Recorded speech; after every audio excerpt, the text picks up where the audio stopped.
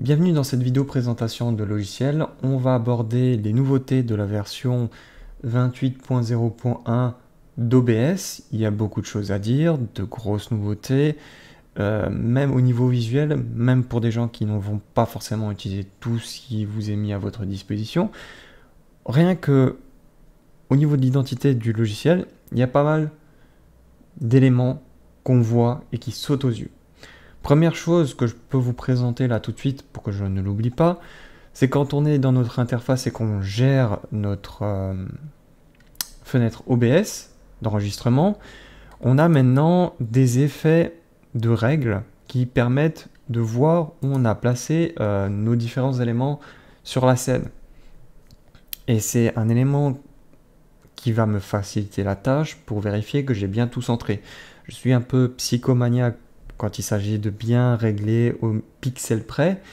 Et là, me dire que j'avais déjà, dans les anciennes versions, placé ma fenêtre d'enregistrement d'écran parfaitement au bon endroit, c'est bien.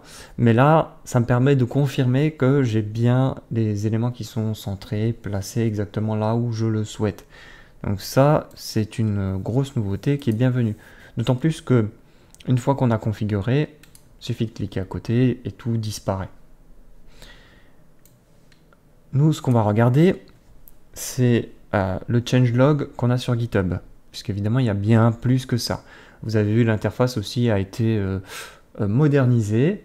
Et c'est une très bonne chose. D'ailleurs, avant d'aller plus loin, je vous recommande fortement d'aller ici et cliquer sur réinitialiser l'interface si vous êtes passé d'une ancienne version à celle-là. Vous avez simplement fait une mise à jour. De telle sorte que les éléments se présentent tels que l'ont conçu les développeurs. Parce que je me retrouvais avec des icônes qui étaient complètement compressées, le texte qui se faisait bouffer, donc on avait juste le milieu du mot qui apparaissait, la droite et la gauche étaient disparues sous le bouton. Voilà. Donc, il y a de grosses nouveautés dans cette version 28. Première chose, très importante, c'est la prise en charge de l'encodage vidéo 10 bits et HDR. Alors pour le moment, et on va le voir après, c'est utile que pour enregistrer sur votre PC ou pour streamer vers YouTube. Toutes les autres plateformes pour le moment ne sont pas encore compatibles. Donc OBS prend désormais en charge le 10 bits et HDR grâce à RC Drone sur YouTube et Luxsoft. De nouveaux paramètres de format, de couleur et d'espace colorimétrique ont été ajoutés dans les paramètres avancés pour permettre cela. Remarque importante sur le HDR et le 10 bits.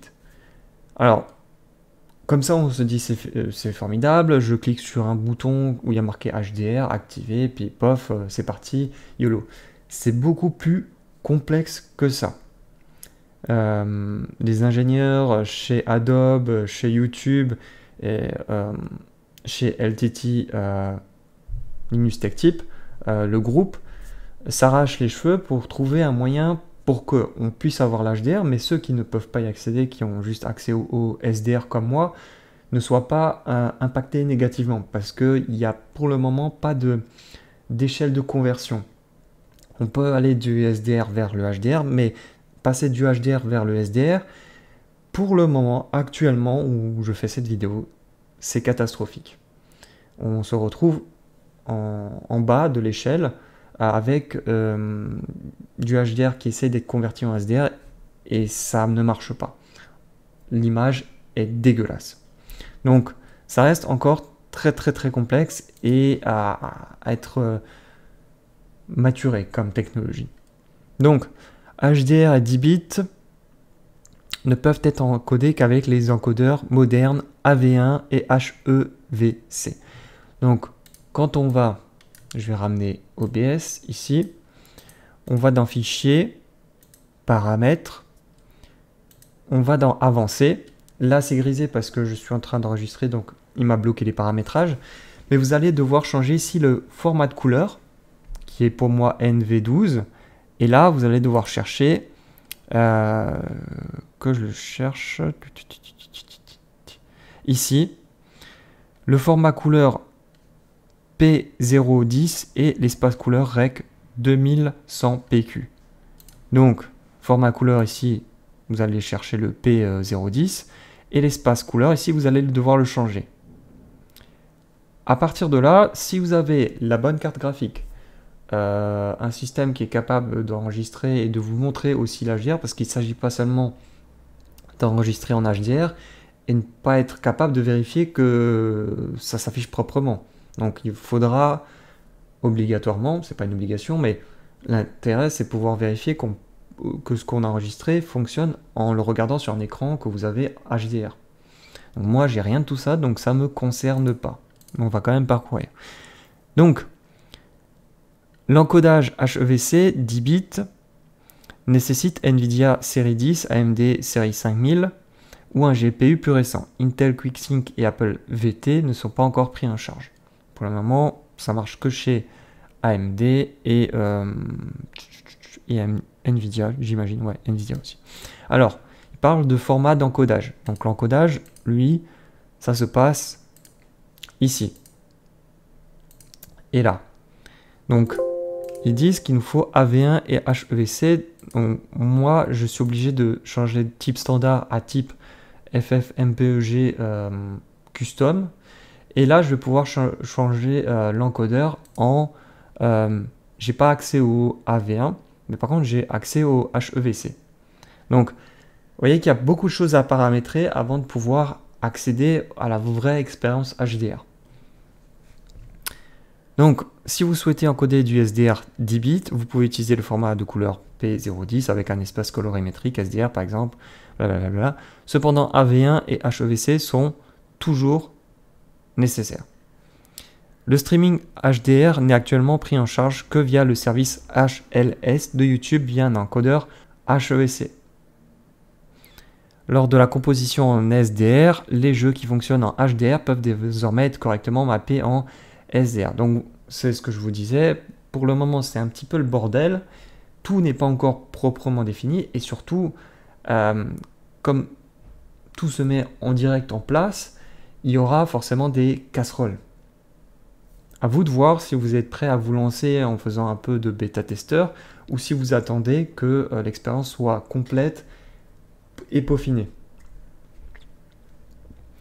Les appareils de capture vidéo peuvent être utilisés pour capturer et diffuser en HDR si l'appareil le prend en charge. Donc là, il y a tout simplement des outils de capture, EVGA, Elgato, Avermedia, bref. Et vous avez ici une liste exhaustive de tous les appareils qui fonctionnent. Certains filtres ne fonctionneront pas si une source est rendue en HDR. Appliquer LUT, format Chroma Key, Color Key, Image Mask Blend, Luma Key, Sharpness. Alors, ça, je pense que ça va beaucoup limiter l'adoption de l'HDR parce que le Chroma Key, c'est tout simplement pouvoir vous détacher avec un fond vert. Il y a beaucoup de personnes qui utilisent les fonds verts pour pouvoir faire de l'incruste, que ce soit en streaming ou même en enregistrant des vidéos, si on veut s'intégrer de manière jolie, esthétique sur l'image, sans avoir à faire ce que moi je fais. Ici, je suis obligé de perdre une grosse portion de l'image pour pouvoir détacher la webcam de mon écran. Et si je veux m'intégrer à l'écran sans cacher une grosse portion de ce que je fais à l'écran, eh bien je serais, en théorie, obligé de me découper pour prendre le moins de place minimum. Donc ça, je pense que ça va pour le moment limiter. La prise en charge de Mac Linux est limitée, l'aperçu HDR ne fonctionne pas et plusieurs entrées encodeurs doivent encore être mises à jour. Donc je pense qu'il va falloir encore attendre la version 29, 30 pour que ça soit vraiment solide et bien implanté. La mise à jour vers Qt6, donc c'est ce que vous avez vu. On a une esthétique, un visuel cohérent de bout en bout et aussi on a une version noire que je trouve très jolie. Donc, depuis mai 2020, la version 5, donc là je vous passe ce texte parce qu'ils expliquent pourquoi ils sont passés de la version 5 à la version 6. Ils expliquent notamment que passer à cette nouvelle version, ça va automatiquement résoudre plein de bugs. Ça va permettre de supporter les toutes nouvelles versions de Windows et d'Apple, mais que certains plugins vont devoir être mis à jour, qui ne fonctionnera pas là tout de suite avec cette nouvelle version. Et il y a des anciennes versions de Windows et de Mac OS et de Linux qui ne seront plus supportées. Il y a une prise en charge maintenant de Apple Silicon. Donc ça c'est bon pour tous ceux qui ont acheté les nouveaux MacBook et iMac. Et là, de manière un peu plus générale, on a beaucoup de choses, et ça un peu en lien avec ça, beaucoup d'éléments qui ont été rajoutés et améliorés en rapport avec macOS. Je crois qu'un tiers des nouveautés sont pour macOS. Donc, tous ceux qui ont une carte graphique AMD, c'est bien parce que ça a été amélioré, l'encodeur. Donc, des améliorations de performance et une vie et une utilisation de l'encodeur qui sera beaucoup plus facile. Prise en charge de Screen Capture Kit Framework de macOS, et y compris la prise en charge de la capture audio directe sans nécessité de solution tierce sur macOS 13+. Donc, moins de bidouillage sur macOS. Ajout de la prise en charge CBR et CRF et du mode simple à l'encodeur Apple VT sur Apple Silicon. Remarque que CBR nécessite... Voilà. Alors, qu'est-ce que ça veut dire CBR et CRF? Alors CRF, je ne sais pas. Par contre, CBR, ça veut dire Constant Bit Rate. Ça veut dire que pendant tout le long de votre vidéo, si vous avez dit que vous prenez du 2 mégabits par seconde, peu importe ce qui se passe à l'écran, ce sera toujours du 2 mégabits par seconde. Et c'est un peu en opposition au VBR, Variable Bit Rate. Ça veut dire que en fonction de ce qui se passe à l'écran, vous allez avoir plus ou moins de mégabits par seconde. Si par exemple vous faites un 360 no-scope dans un FPS, il y a beaucoup de pixels, beaucoup de choses qui se passent à l'écran en très peu de temps. Donc vous allez avoir un pic de pixels enregistrés.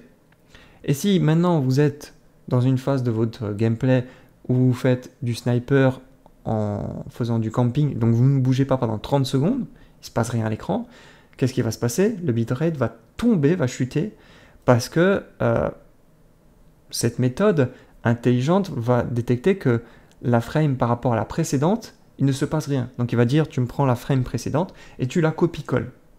Et il va répéter ce processus jusqu'à ce qu'il se passe quelque chose à l'écran, que les pixels bougent. Donc si pendant 30 secondes vous ne bougez pas et qu'il n'y a aucun pixel qui bouge à votre écran, le bitrate va tomber et ce qui va alléger le poids de votre vidéo.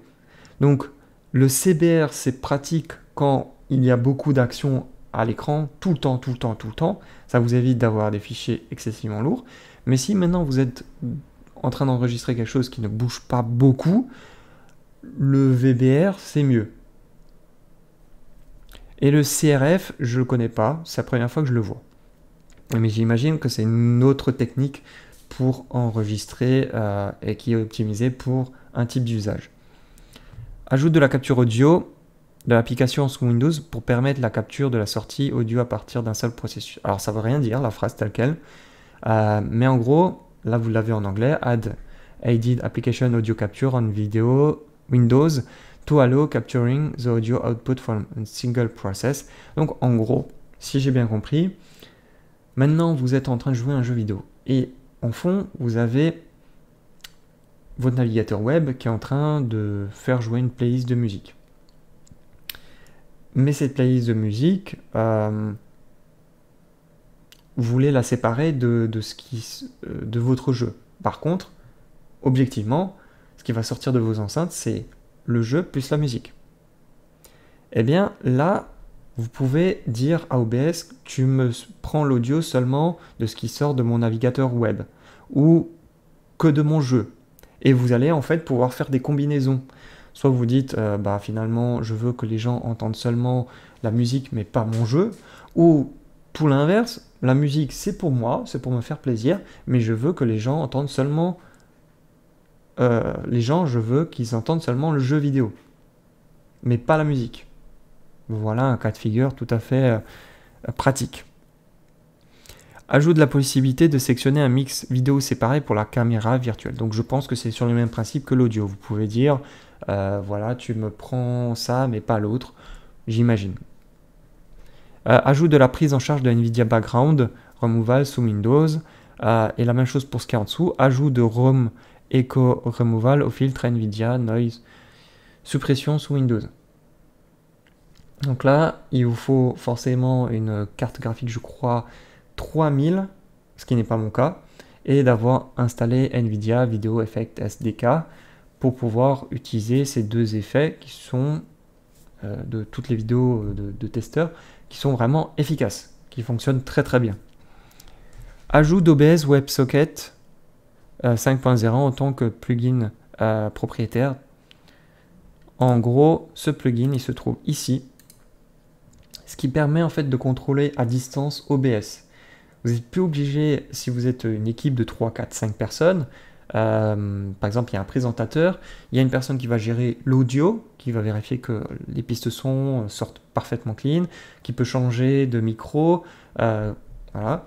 Et une personne, un autre poste qui va gérer la vidéo, qui va changer les angles de caméra, qui va faire les transitions. Et bien avec ça, vous pouvez avoir plusieurs personnes qui se connectent sur OBS, depuis un seul PC et qui elles se connectent depuis d'autres PC ou depuis même une tablette ou un smartphone et qui peuvent le gérer. Et ça se voit surtout ici, vous avez adresse distante, durée de session, message entrant, sortant, identifié, expulsé. Donc on peut être plusieurs personnes connectées sur une session d'OBS. Donc toute une équipe.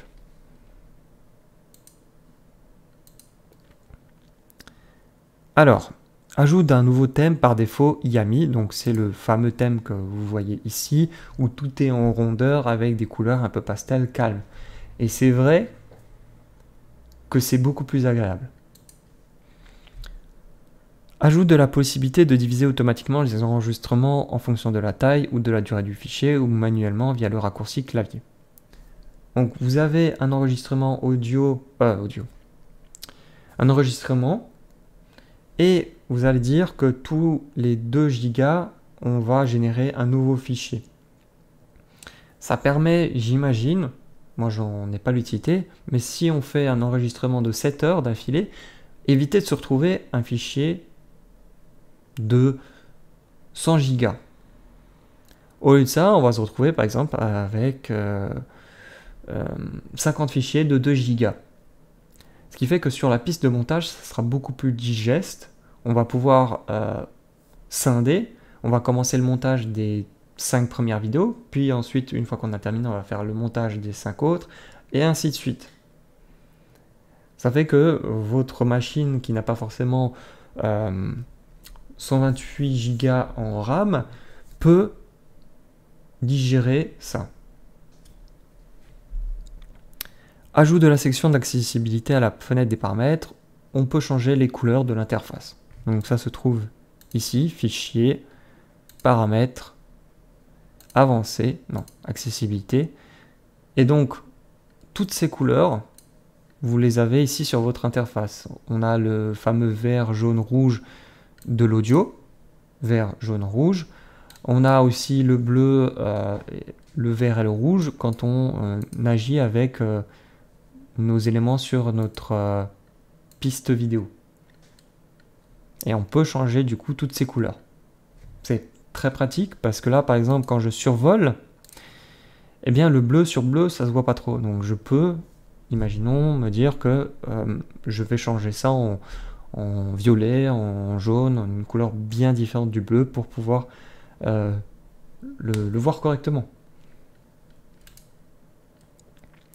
Ajout de sortie SRT et RIST native. Alors je ne sais pas du tout ce que c'est. Ajout de la prise en charge de l'envoi de messages de chat à YouTube depuis OBS. J'ai pas trouvé à quel endroit se situe cette option. J'imagine, et comme je fais pas de stream, c'est pas configuré. Là, à mon avis, il faut se connecter et on a peut-être accès à cette option par la suite. Donc, c'est une bonne nouvelle pour tout le monde, ceux qui font surtout du stream. Alors, est-ce que c'est déjà le cas pour ceux qui font du stream sur Twitch? Peut-être pas. Et si c'est pas le cas, à mon avis, ça va venir par la suite. Parce que YouTube n'est que le premier. Et à mon avis, ça serait logique qu'ils puissent dupliquer ça pour toutes les plateformes. Ajout d'une option de vérification de l'intégrité des fichiers sur Windows pour valider et réparer l'installation actuelle d'OBS si jamais il y a un souci. Ajout d'un flux d'autorisation macOS amélioré au démarrage. Tout simplement, on va vous demander est-ce que vous autorisez cette application d'utiliser votre webcam, votre micro, d'autoriser d'enregistrer votre écran. La source du périphérique de capture sous Windows enregistrera, mémorisera désormais les paramètres modifiés dans la boîte de dialogue configurée. OK. Et ajout de la boîte de dialogue Quad 9 sur macOS et Linux, ce que nous, sur Windows, on avait déjà quand on faisait la mise à jour. Quand il redémarre, il nous met le changelog qu'on a ici en entier pour qu'on ait une vue très rapide sur ce qui a été rajouté d'une version à l'autre. Et on a plein d'ajustements très précis et que je vous invite à lire parce que là, ça dépend vraiment de votre utilisation, de comment est-ce que vous utilisez votre application.